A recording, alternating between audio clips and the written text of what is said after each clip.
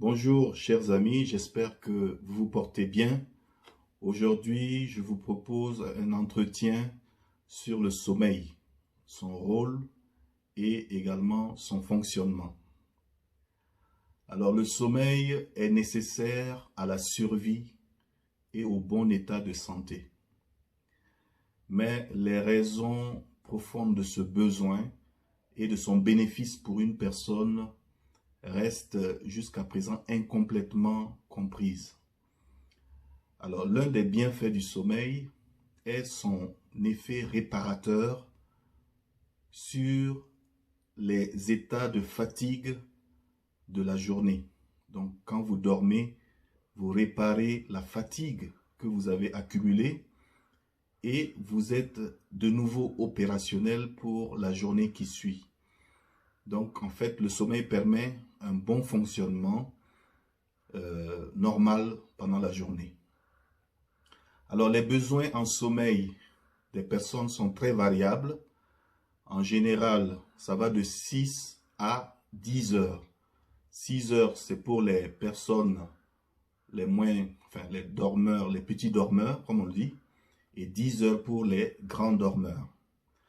Alors, la plupart des personnes vont dormir la nuit, mais de nombreuses personnes peuvent être amenées à dormir la journée à cause de leurs horaires de travail. Et cette situation elle-même peut conduire donc à des troubles du sommeil. La durée du sommeil et la sensation de repos ressentie au réveil peuvent être influencées par de nombreux facteurs, notamment le niveau d'excitation ou de détresse au niveau émotionnel. Deuxièmement, il y a l'âge. Troisièmement, il y a le régime alimentaire. Et quatrièmement, il y a l'utilisation de médicaments. Par exemple, en ce qui concerne les médicaments, certains médicaments peuvent induire une somnolence, alors que d'autres vont plutôt provoquer des difficultés d'endormissement.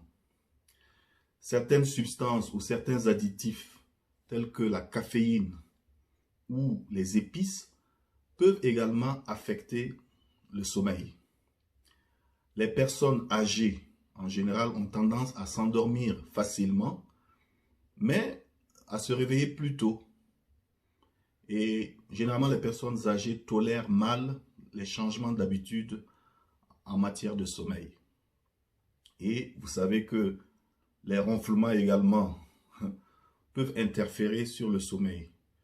Celui du ronfleur, également celui du partenaire ou de la partenaire. Alors, il faut savoir que tous les sommeils ne sont pas identiques. On distingue deux types de sommeil.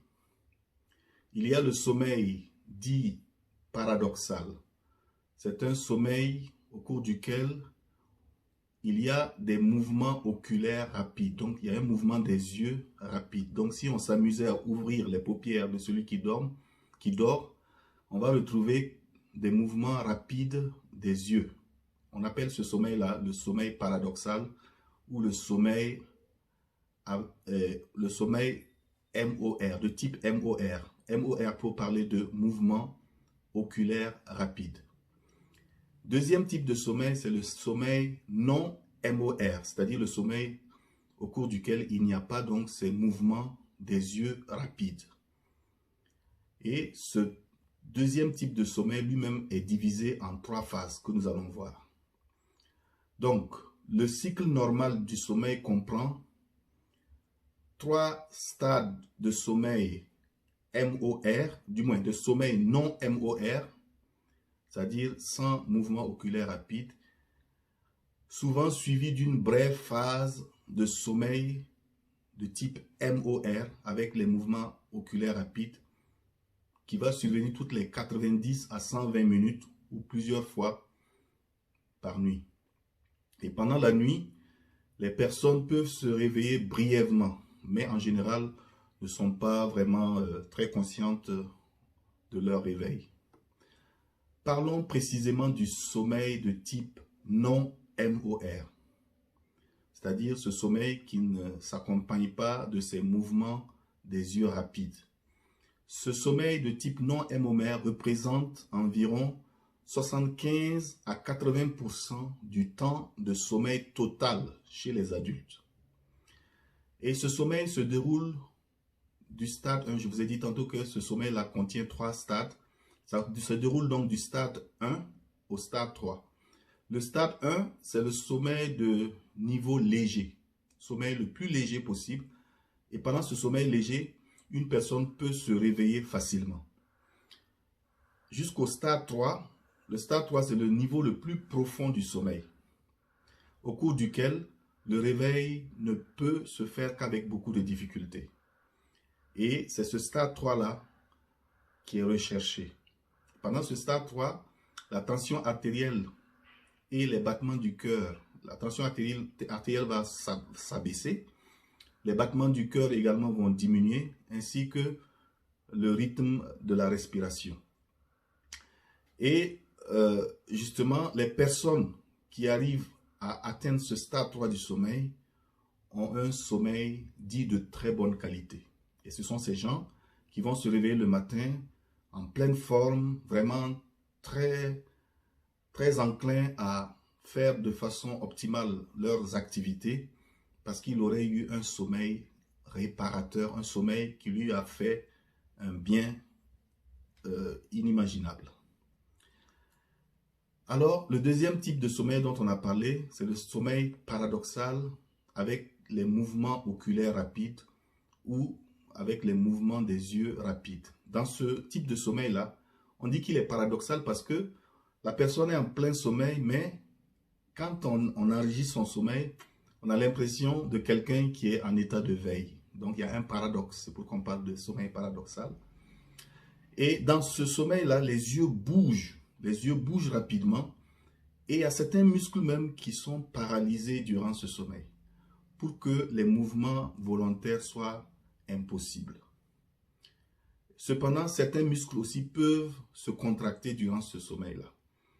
Et dans ce sommeil-là, la respiration est plus profonde avec un rythme plus soutenu. Et c'est justement au cours de ce sommeil-là que l'on fait les rêves. En général, les rêves les plus vifs surviennent au cours de ce sommeil paradoxal. Mais l'intérêt de ce sommeil paradoxal, c'est qu'il permet de garder en mémoire toutes les informations acquises durant la journée. Donc, c'est un sommeil qui permet de fixer les choses dans la mémoire.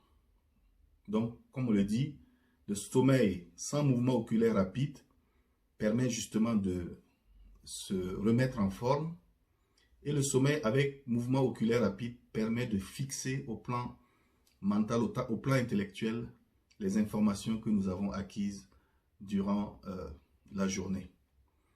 Donc, c'est un appel donc, aux étudiants, à tous ceux qui étudient, à considérer que le sommeil minimal que vous pouvez avoir, c'est 6 heures de temps. Et quand on dit 6 heures, c'est 6 heures d'affilée, ce n'est pas 6 heures interrompues. Et également avoir un sommeil avec les différents stades. Sommeil de type non-MOMR avec les 3 stades et intercalé par des stades MOMR. Vous aurez donc une vie qui sera fabuleuse, une vie intéressante lorsque vous arrivez à avoir toutes ces phases du sommeil qui vont rendre votre sommeil de qualité. Voilà, chers amis, vous en savez un peu plus sur le sommeil, son rôle et son fonctionnement. Je vais m'arrêter là et comme d'habitude, vous ferez une bonne chose en partageant ces informations avec vos amis. La prochaine fois, nous verrons les troubles du sommeil, à savoir les insomnies, les hypersomnies, pourquoi il y a des insomnies, pourquoi les hypersomnies, comment on les traite, etc. Prenez soin de vous et que Dieu vous bénisse. Ciao.